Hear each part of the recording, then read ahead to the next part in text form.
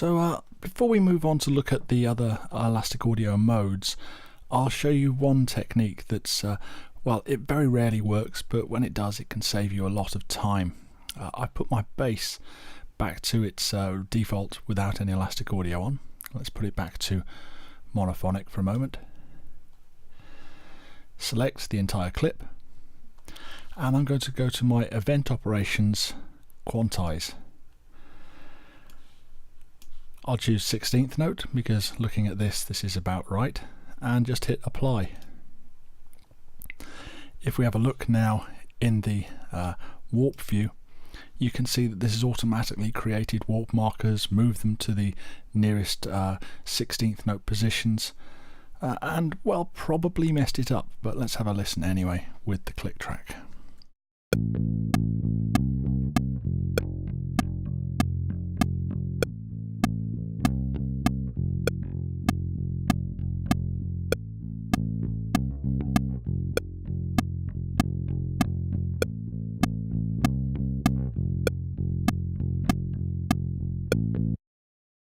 That's surprisingly good, actually. There's a few little mistakes in there that could go in and fix manually, and maybe playing around with the elastic sensitivity a touch might have helped. So you can see it could be a time saver if and when it works. Let me close the Event Operations window down. Remember, Power Claw W will close down all floating windows. And let's take a look at the acoustic guitar part. Let's open up for this the elastic properties, and I'll start off by showing the thing we didn't look at last time, which is pitch shift. So at the moment this is its natural pitch. Let's lose the click track, and I could make the entire clip go up, let's say a musical fifth.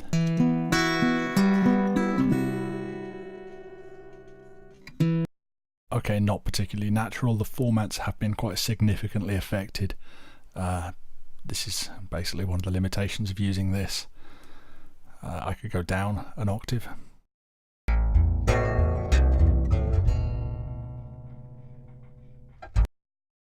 So as you can see, it's not a common place to do much pitch shifting, but if you need to, it's here. Now I'm going to just put the time compression expansion factor right the way up so we can hear how drastic this effect can be. I'll take it to just before it goes into the red to make it as intense as possible.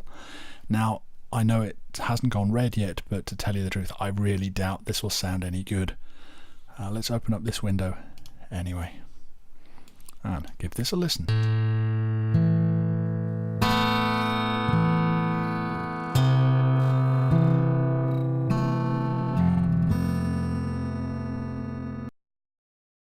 Okay, 394% is a huge amount of time stretch, so it's very rare you're going to get something sounding, well, that great.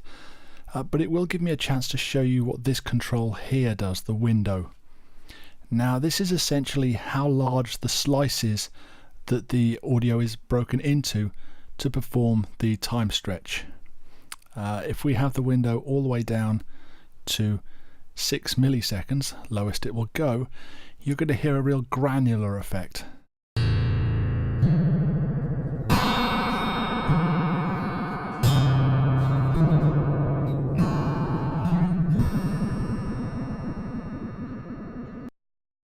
And if I turn this all the way up to 185 milliseconds, you should now actually hear definite slices.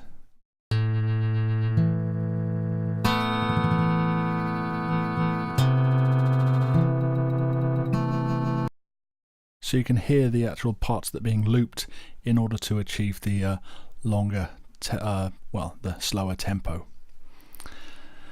We have a command here marked follow. Now, according to all the manuals, this just creates an envelope follower to give the impression that the actual note envelope has been stretched as well. I've never found it makes a lot of difference. Let's give this a listen without.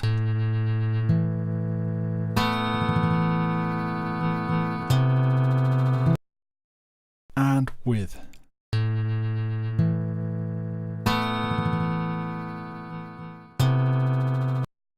Well, I can't hear much, so let's find a way of doing a quick A/B test. I'll make a selection here, and I'll now bounce this solo track to disk. So we'll go Option Command B is the shortcut for bounce to disk. I'll go for interleaved, and I will import after bounce. This is currently the follow option, so when it asks for a name, follow on. Remember, bouncing in Pro Tools is only available as real time.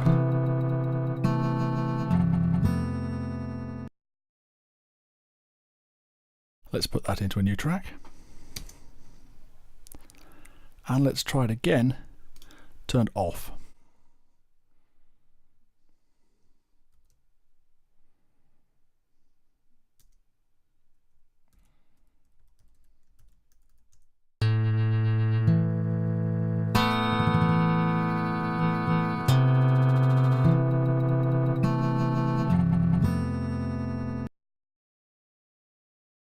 Put that in a new track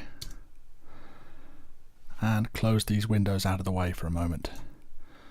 So, quick A/B, follow on, follow off.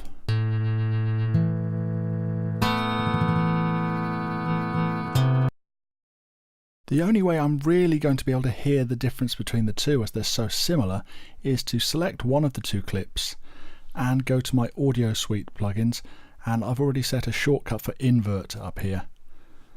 Press render, and when the two play together, the only thing that we'll hear is the difference between them, because one will cancel out everything that they have in common with the other. Let's try them both together.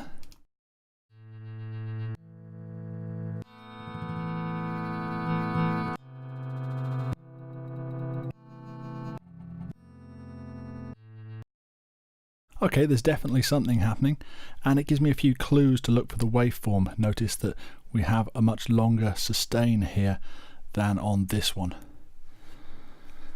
So it's a really subtle effect, but you never know, you might find the one time that it becomes essential. So let's close my Audio Suite window and hide and make inactive those two parts that we just created. Next, we'll take a look at the rhythmic mode.